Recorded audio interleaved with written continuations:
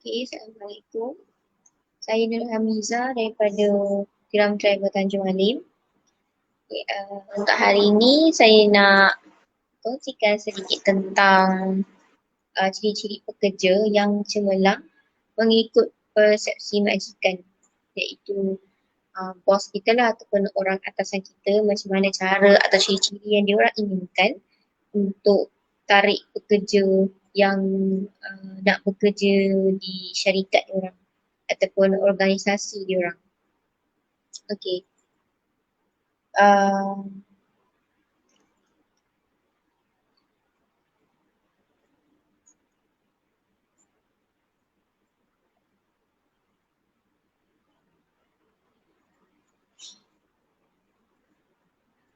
okay. Okay, macam saya cakap tadi, so majikan ni dia inginkan antara ciri-ciri pekerja yang secara umum lah yang majikan nak, mestilah dia nak majikan pekerja yang terbaik dari segi semua benda, dari segi semua aspek, menginginkan pekerja yang betul-betul terbaik dari semua benda lah. Kemudian majikan ni juga dia perlukan pekerja yang memudahkan kerja dia ataupun memudahkan tugasan yang diberikan untuk pekerja tu handle. Kira sama jugalah untuk memudahkan majikan tu juga. Okey. Iaitu contoh macam saya bagi dalam slide, beri kemudahan kepada majikan dalam menjalankan tugasan yang telah ditetapkan. Kemudian pekerja tu juga perlu tahu tentang ciri-ciri yang majikan tu nak sebelum kita apa kita sendirilah pekerja sendiri, contoh maksud saya kita tu pekerja tu sendiri kena tahu uh, majikan tu agak-agak nak ciri yang macam mana, nak kriteria yang macam mana untuk kita jadi pekerja dia. Okey. So kita dah boleh fikir-fikirkan dulu sebelum kita nak mohon untuk pekerjaan atau kita nak pergi temu duka semua kan. So kita kena siapkan diri kita dululah. Uh, dari segi semua ciri-ciri yang majikan setiap majikan tu nak. Benda tu secara umum je, kita boleh fikir secara rasional, okay, secara sendiri, tak perlu nak tak perlu uh, sampai orang nak tegur ke apa ke, tak perlu. Sebab benda ni contoh sebab kita dah besar, so kita dah tahu kita nak pergi kerja under orang sebagai seorang pekerja, dah tahu dah cara atau ciri macam mana yang seorang bos tu nak. Okay. So ini secara umum apa secara umum yang saya bagi tahu untuk jadi pekerja yang terbaik untuk majikan. Okay, sekarang saya masuk poin pertama yang majikan tu naklah daripada pekerja baru dia. Okay, yang pertama sebagai seorang pekerja tu, majikan tu mestilah nak pekerja dia tu menunjukkan keterampilan diri yang menarik. Okay, yang tu benda pertama sekali. Contoh untuk pergi interview. So first dia orang akan tengok first look daripada bos tu sendiri atau majikan tu sendiri.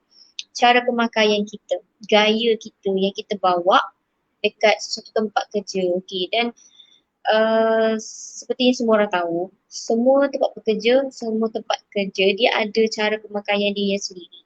Kalau contoh untuk businessman, mestilah cara pemakaian dia atau gaya dia mesti kemas. Okay, kena kemas sebab bila bisnes ni uh, kita akan banyak berurusan dengan orang luar, terutamanya customer, okay, pelanggan.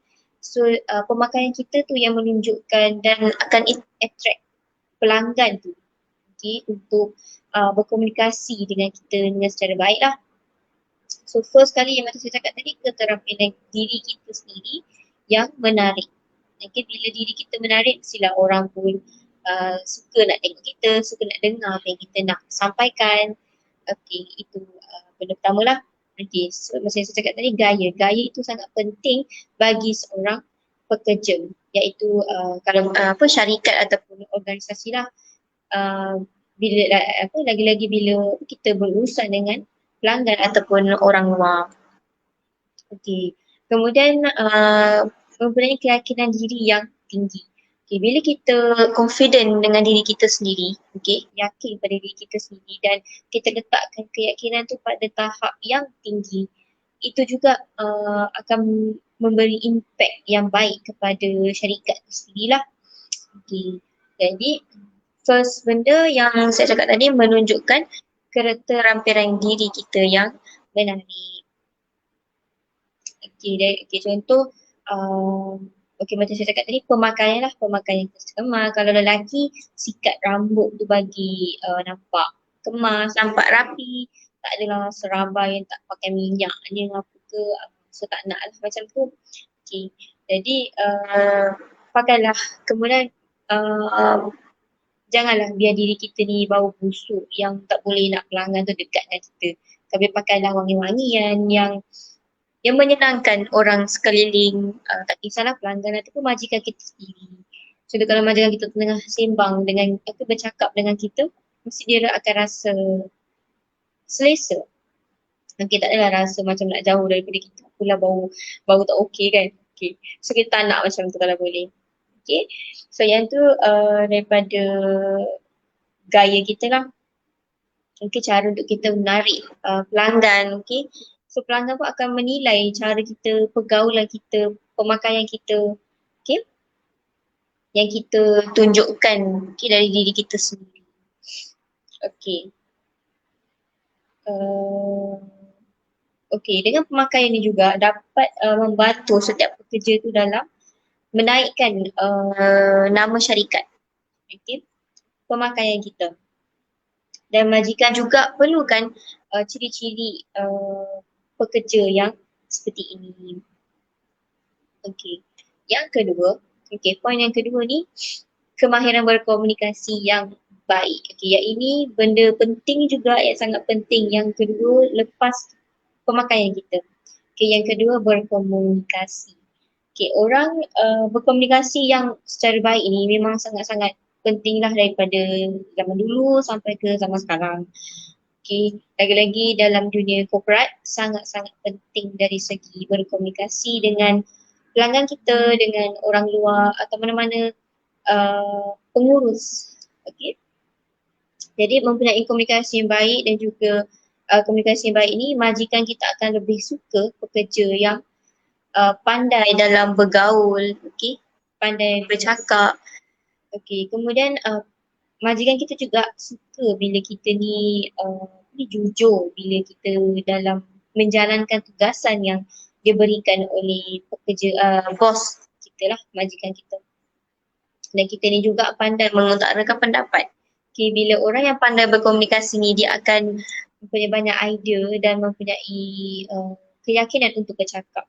Okay, bila dia seorang yang pendiam, mungkin awal-awal dia pendiam tapi bila lama-lama dia akan okey. Okey. Seterusnya macam saya cakap tadi, pandai bergaul dan juga membiasakan diri kita dengan budaya kerja yang mereka nak. Okey. So bila kita dah pandai bergaul, pandai berkomunikasi ni sangat baik, sangat menaik, ia juga dapat membantu menaikkan taraf syarikat itu sendiri. Okey.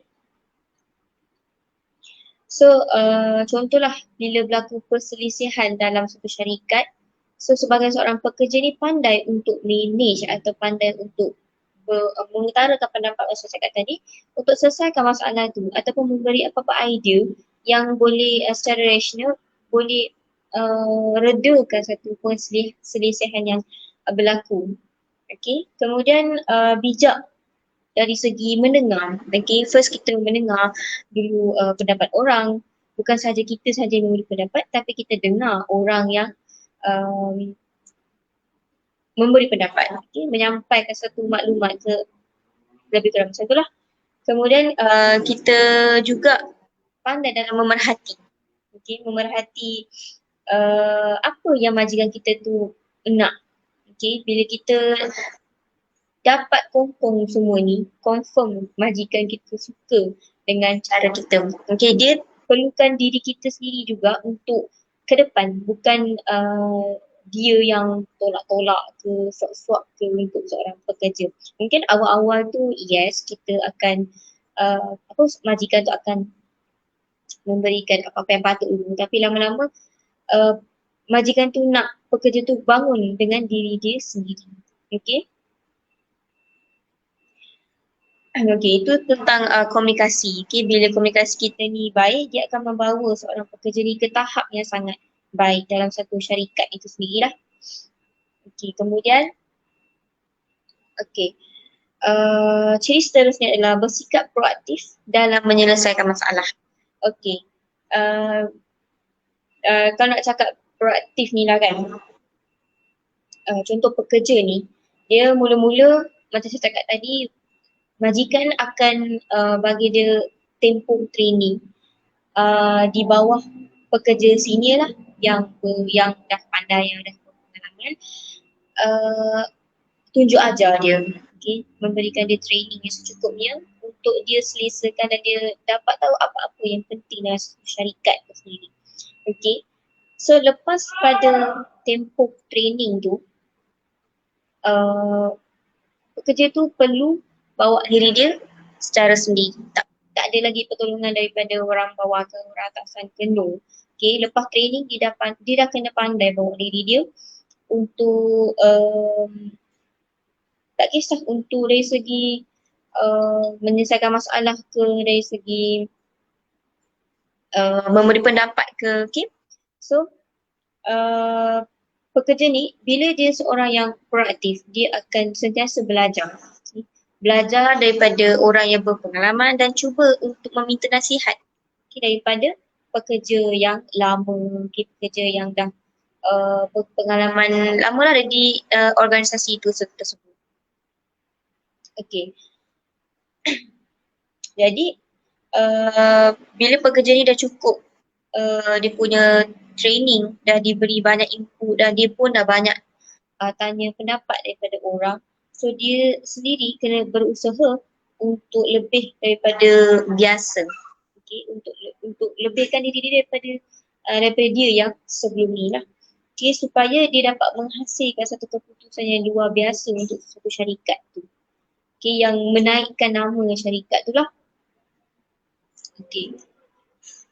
Seterusnya, okay, itu sedikit tentang bersikap proaktif dalam menyelesaikan masalah.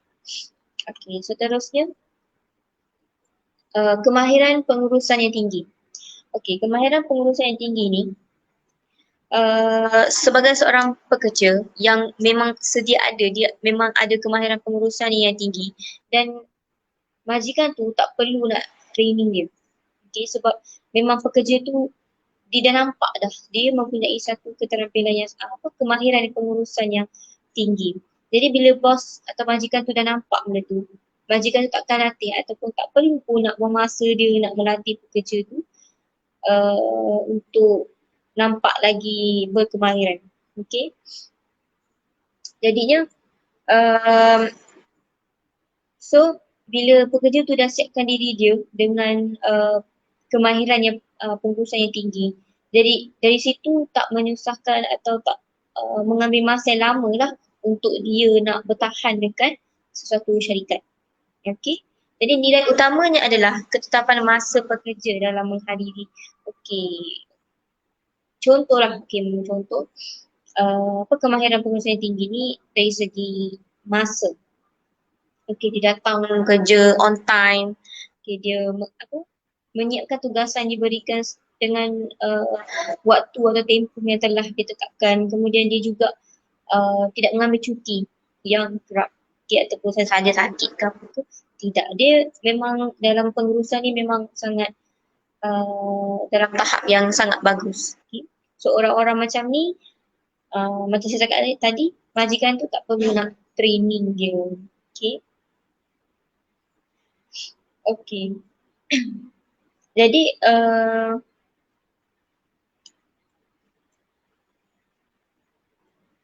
okay. So bila ada kemahiran pengurusan yang tinggi ni, secara tidak langsung kita sendiri akan berusaha, okay, berusaha untuk mencapai matlamat atau objektif yang telah ditetapkan dalam satu syarikat tu lah. Jadi bila kita dah ada satu niat, okay, niat yang kita dah pasang dalam diri kita sendiri untuk membuat something dalam syarikat ataupun tempat kerja yang dia masuk. Okay. Daripada situ juga bos, okay, majikan kita akan menilai dan mungkin majikan kita tu akan serak kita menjadi staff dia untuk bekerja secara kekal. Okay. Dan macam saya cakap tadi mungkin majikan tu akan menawarkan pekerja tu untuk bekerja secara tetap di syarikatnya, uh, dan juga dia akan memberi perkembangan career yang baik lah untuk pekerja yang seperti ini. Okey, itu adalah beberapa point ataupun ciri-ciri yang saya cakap tadi. Okey, secara kesimpulannya lah, menjadi seorang majikan ni perlulah seorang pekerja yang mengikut corak dan juga variasi syarikat tu masing-masing. Sebab setiap syarikat dia ada dia punya cara atau gaya yang berbeza-beza. Okay? Tak sama. Jadi sebagai seorang majikan juga, dia adalah seorang kepala, merupakan kepala struktur untuk sesuatu organisasi tu lah. Tapi pekerja tu juga perlu tahu, okay, ciri-ciri yang diperlukan oleh pekerja. Okay, sebagai kaki tangan syarikat tu perlu juga ambil tahu dan juga pentingkan setiap benda yang majikan tu nak untuk menjayakan objektif ataupun tugas yang telah diberikan oleh majikan. Okey, jadi itu sahaja daripada saya hari ini tentang ciri-ciri seorang pekerja yang diperlukan oleh majikan lah. Okay. Jadinya siapa-siapa yang ingin pergi kerja, yang nak cari kerja baru, yang baru habis daripada degree ataupun diploma, yang nak cari kerja, so perlulah ada ciri-ciri yang macam saya kongsikan tadi, supaya majikan kita tu serak kita ataupun nak kita bekerja di company yang. Okey, so itu sahaja daripada saya hari ini. Sekian, terima kasih. Assalamualaikum.